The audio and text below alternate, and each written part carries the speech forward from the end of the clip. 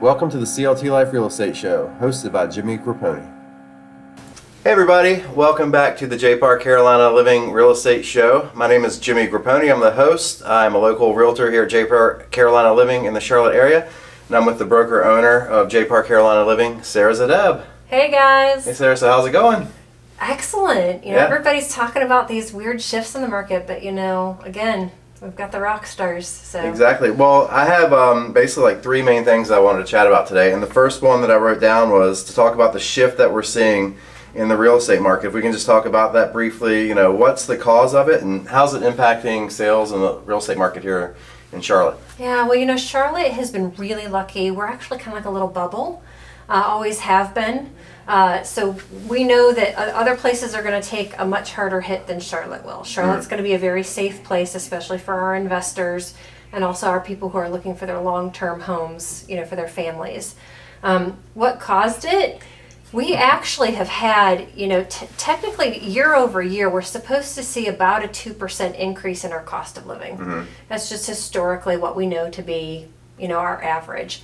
We haven't actually seen that since the downturn. Yeah. So we actually had some pent up stuff going on, right? And then I think the way the whole COVID quarantine and people started to become a little more creative, virtual working, mm-hmm. and then we got this pent up interest and everybody started to go out and buy, right?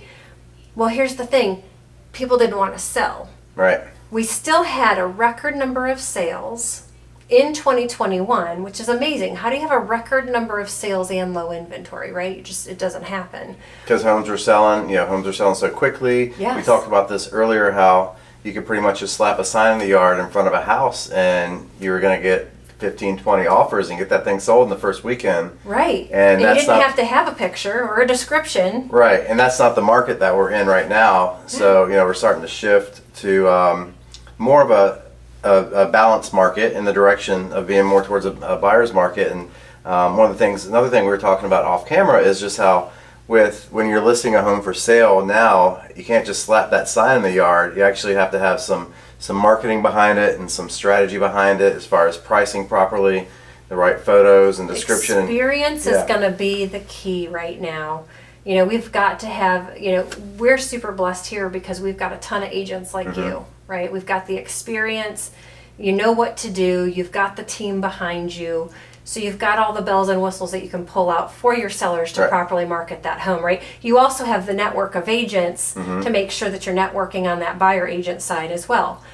A lot of agents don't have that. I think we're going to see a huge shift in how many agents can actually survive and thrive. Yeah. Because they're going to have a skill set that a lot of agents in the last 5 years haven't had to have. Yeah, people who've come into the real estate industry, especially in the past 2 to 3 years, really haven't seen the market where, it might take 30, 60, 90 days to get a home sold and where you have to do marketing and repeated marketing and things like that. So my second question was, now we're seeing, sales were still up in 2021. We're seeing that year over year that sales are down a little bit, and that was based on the June mm-hmm. stats, but inventory is accumulating. So talking back to the shift towards the buyer's market, what's your best advice for buyers today? Be patient. The rates are still fabulous. They're mm-hmm. still historically low. I tell people, I'm like, when I bought my first house, right? I mean, you mm-hmm. were looking, people could get anywhere from 7 to 9% depending on their credit score. We know people who have bought at 11% and 18%, right? I mean, to see 5 and 6%, that's nothing. So really, it's still a truly good investment. Mm-hmm. We're seeing our buyers be smarter with their money now, taking their time, looking at the inventory, knowing really what they want and where they want to be, right? Don't bite off more than you can chew, mm-hmm. right? Don't say, oh, well, it's only $50 above what I really wanted for my budget, really sticking to it, but also making sure you have that agent that's going to walk you through the comps, really showing you, what the house, getting the right people in for inspections and repairs and stuff that might be needed so that you're negotiating at a higher level with that expert agent. Mm-hmm. Well, right? That's a key word right there, negotiating, because that's another thing. Buyers didn't really have the opportunity to negotiate. It was like an auction, on the courthouse steps, whoever was the highest bidder usually got the house. Yeah. That's what we've seen since 2020 leading up to about 2 months ago.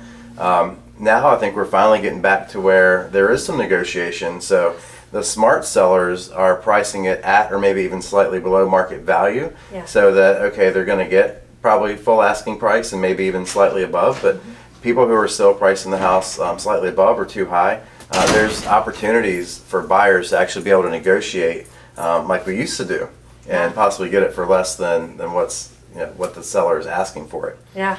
So one last question. This is kind of a shift too. So we've noticed Proptech, Proptech companies. We've kind of noticed them or seen them having to shift and take a step back a little bit. There's been a lot of big news. I posted some stuff on my page recently about some of these companies. Can you talk just real briefly, real quick, about the benefits of working with a local realtor versus just selling your home to one of these other companies who aren't local and aren't part of the community? Yeah. So first, I would tell you, having your local agent can make a huge difference, right? Because these companies don't know what's going on.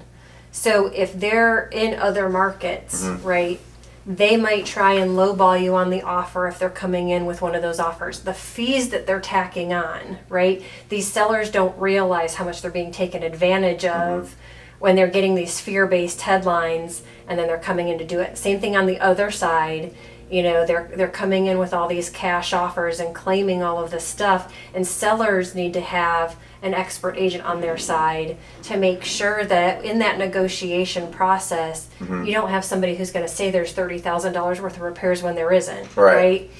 And then as far as our buyers go, there are buyers that are walking into some of these homes that are listed by these big Proptech companies, right? Not understanding that, hey, listen, they don't understand our laws and our guidelines. They don't understand the little intricacies that we could have from just each area within the city.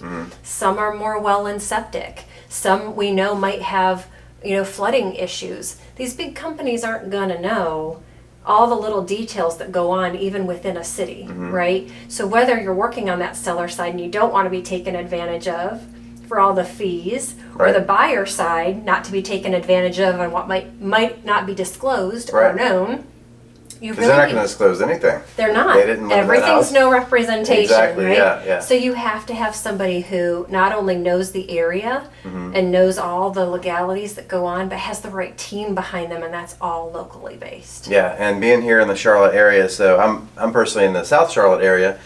We also have an office in North Charlotte, but down here in the South Charlotte area, we're right on that North and South Carolina border. Yeah. So myself and a lot of agents down here are licensed in both states. So you have to know the laws and the rules in both states too. You might have somebody moving from